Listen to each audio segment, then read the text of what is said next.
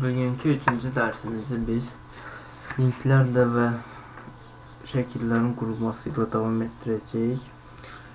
3-cü dərsimizdə link və şəkil loqalar yerləşdirəcəyik. Bunun üçün də keçən dərsimizi açırıq.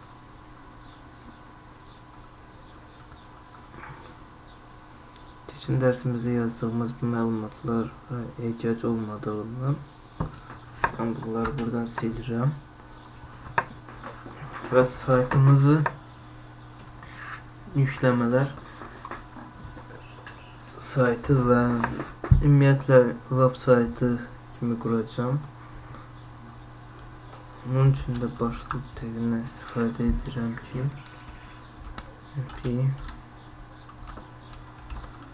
bizi bağlayırıq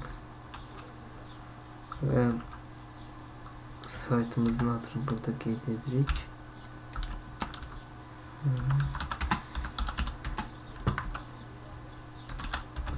Mənim ilk saytım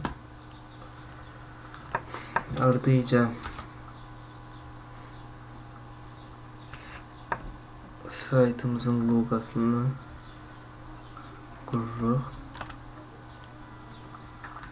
Sizlərə məsləhət görürəm, Zotic Logo Maker proqramını kompüterinize yükləyəsiniz.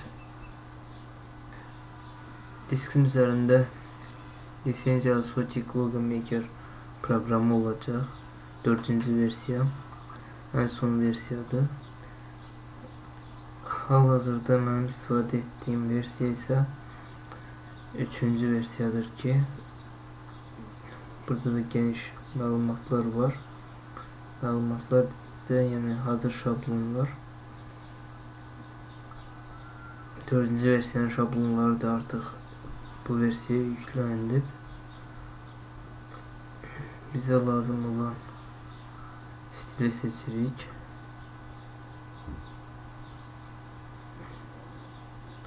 Ən üstünlük verəcəyim stil bu olacaq. Qıra çəkirik.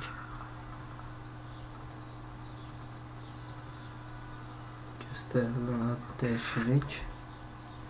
Proqram Unitive 8-i dəstəkləmədiyi üçün Unitive 8-də olan Azərbaycan hərflərini dəstəkləmədiyi üçün mən ə hərfindən istifadə edəcəm. Həmçinin də saytımızı əgər nə vaxtsa adlandırsaq bu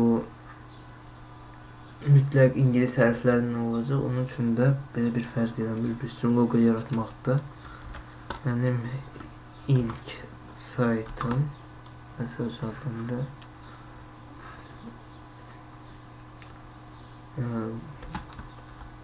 logo adını yazılır. Mis logo.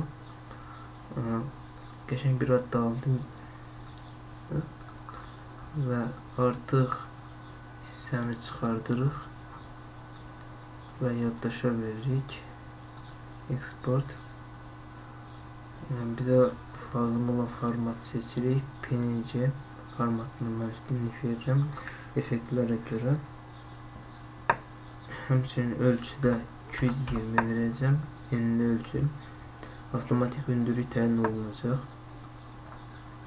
Export verirəm papkamıza. HTML dərslər uğlava və yaddaşa veririk.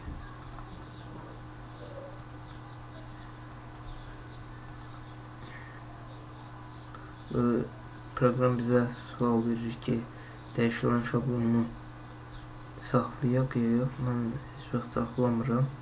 Sizə də məsləhət görürəm ki, əgər saxlamaq lazım olsa biz buradan yaddaşa verək save as-dən. Çünki gələcəkdə ola bilsin ki, biz şablonun üzərində hansı iş gördük, dizayn dəyişikliyi elədik.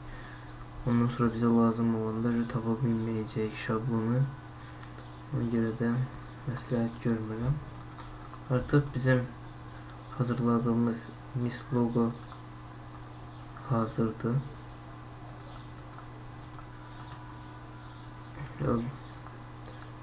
Açarıq sayfımızı.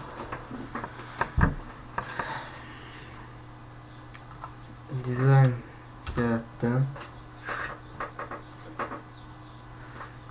loqonu saytımızın lap yuxarısında yerləşdiririk.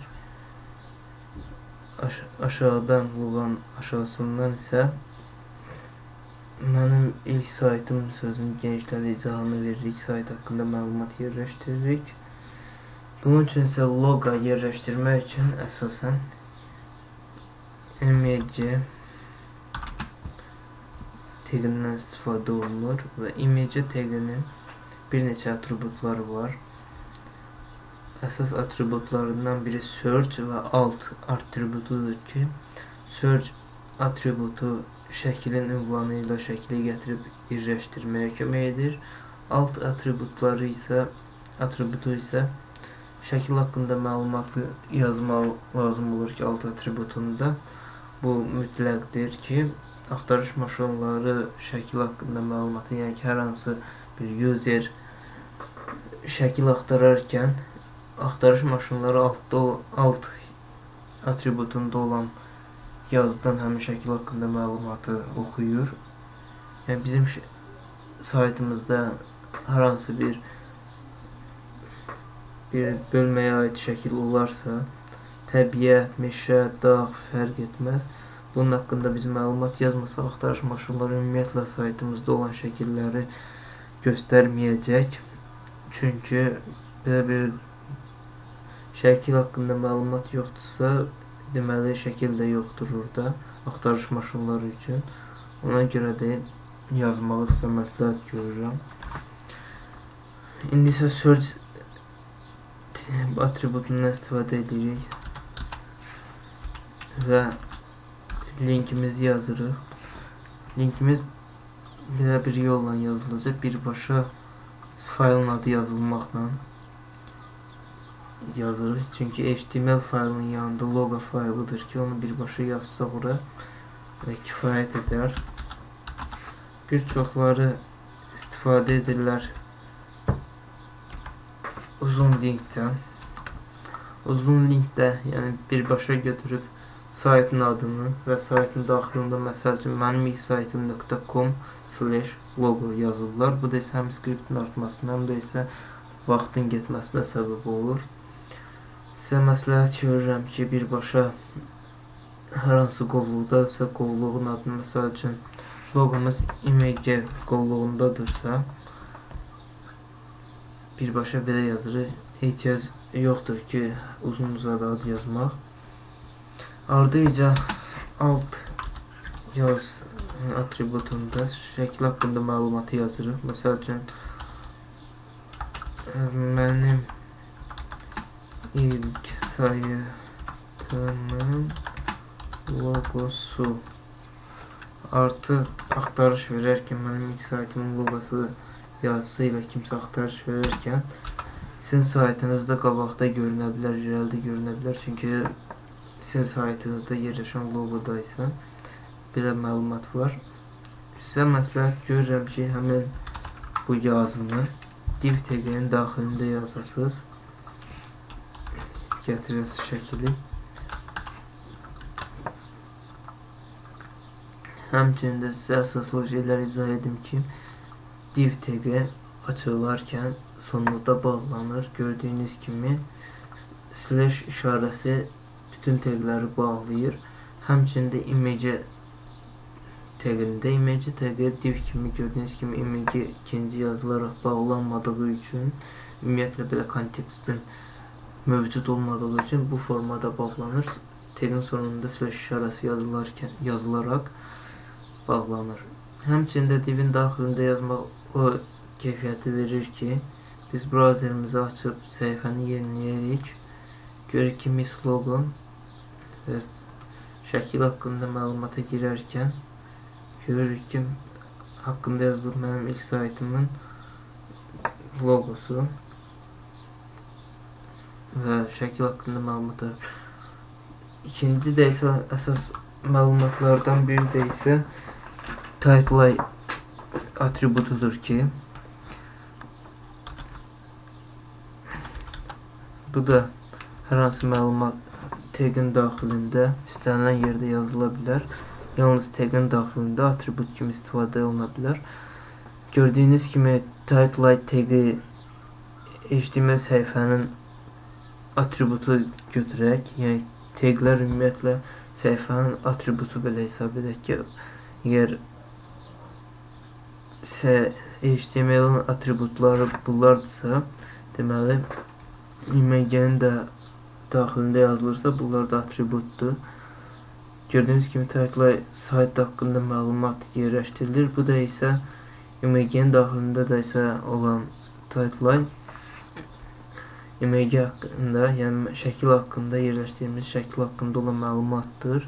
Məsələn, istədiyimiz adı yaza bilərik ora. Həmçinin kopyalıyoruz. Yazırıq. Yaddaşa veririk. Yeniləyirik. Görürük ki, şəklin üzərində gəndə mənim ilk saytım logo məlumatı da yazıldı. Bu da bir üstünlükdür ki, axtarış maşınlarının tapması üçün daha yaxşıdır. Ondan əlavə də isə biz linklərdən də danışacağıq. Link yerləşdirmə. Link yerləşdirmə də bir o qədər çətin deyil. O da bir sadə tagdən ibarətdir. A tagidir ki, onun da bir neçə atributları var. Bununla da növbəti dərsimizdə sizinlə danışacağız. Sağollaşırıq indi. Sağ olun.